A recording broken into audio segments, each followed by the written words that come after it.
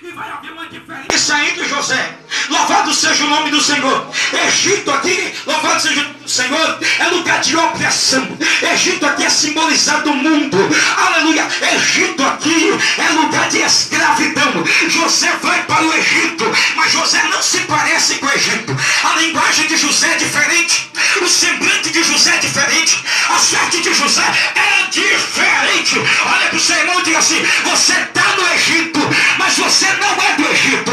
Aleluia. A tua fala tem que ser diferente. O teu semblante é diferente. A tua roupa é diferente.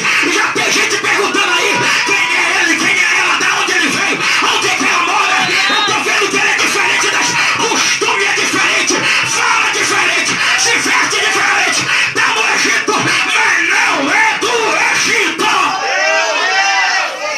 E um dos maiores erros da igreja é querer parecer com o Egito. Olha para o seu irmão e diga para você: está no Egito, mas você não tem que se parecer com o Egito.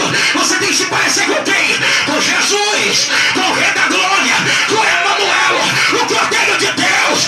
Você tem que se parecer com Deus forte, com o maravilhoso, com o conselheiro, com o Pai da eternidade, com o príncipe da paz. Você tem que se parecer com o Nazareno. Você tem que se parecer com o Emanuel.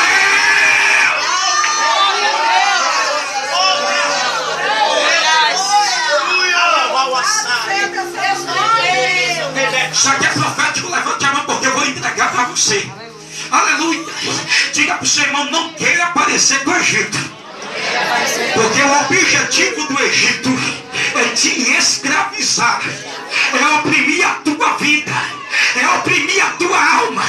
Diga assim: não deixe que o diabo te engane. Ele vai querer te dar momentos, aleluia, louvado seja Deus, de felicidades, momentos momentâneos de prazer, mas o objetivo do Egito é oprimir a tua vida. E Deus não te chamou para viver uma vida oprimida, viver como escravo, acorrentado. Deus te chamou para mostrar a diferença do Egito. E hoje eu dou essa palavra profética para você.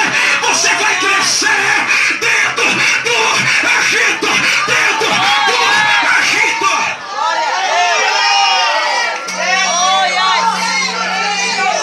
Glória a Deus. Diga comigo: José está dentro do Egito.